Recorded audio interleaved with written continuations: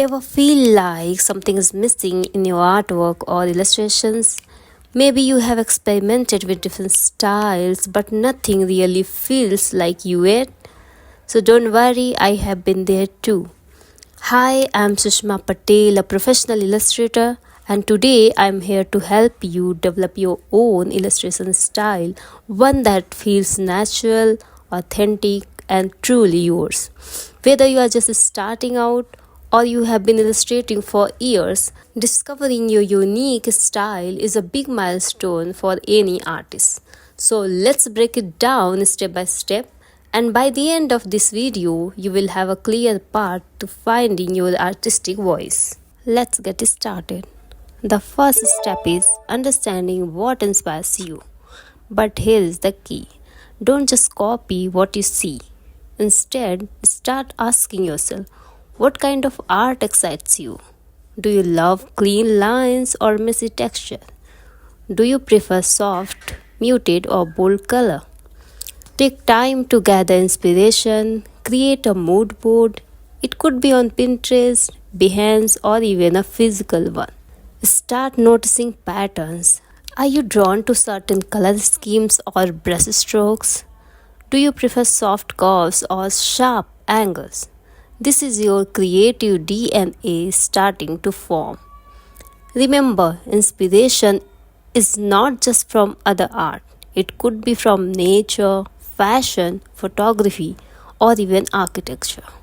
Next, play around, experiment without pressure.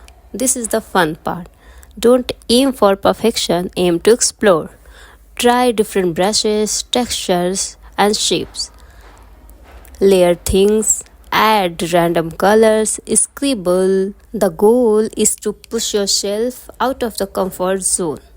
And don't worry if it looks bad, this is the part of the process. The pro tip is limit your color palette to 3 to 5 colors as first. It helps create harmony and make it easier to see patterns. Also, try working in both digital and traditional mediums. You might discover that your style feels more natural with certain tools. Test, fail, repeat. This is how you grow. Step 3. Identify what feels natural. After you have experimented, take a step back and look at your work and ask yourself which pieces feels more natural. What techniques did you enjoy using the most? Are there recurring shapes, patterns, or themes? For example, maybe you find yourself constantly drawing smooth curves or gravitating toward warm colors.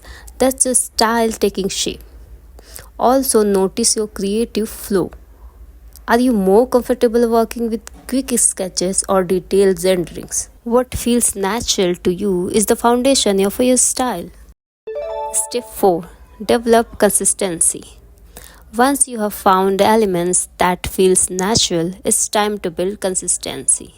Your style becomes recognizable when you repeat key elements across your work, like a specific line weight, a limited color palette, a particular texture or brush, even recurring motifs like star, flowers, or abstract shape. Think of it like a visual signature. When someone sees your work, they should know it's you without needing to see your name. For example, Picasso was known for his abstract shapes. Van Gogh had his bold brushstroke. Find your signature. Once you develop consistency, your work becomes instantly recognizable, and that's when opportunities start to roll in. The fifth and the last step is let it evolve. Here's the truth: your style will change over time, and that's okay. You might start with soft pastel shades and then shift to bold graphic lines. That's not losing your style, that's a growth. The best artists evolve while staying true to their creative voice.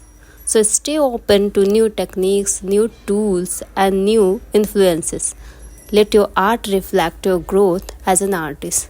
Don't be afraid to break your own rules sometimes. That's how you stay creatively alive. So, are you ready to find your style? Drop a comment below and tell me what inspires your art. And if you found this helpful, don't forget to like, subscribe, and hit the bell icon so you never miss an art tip. Thanks for watching and subscribe for more.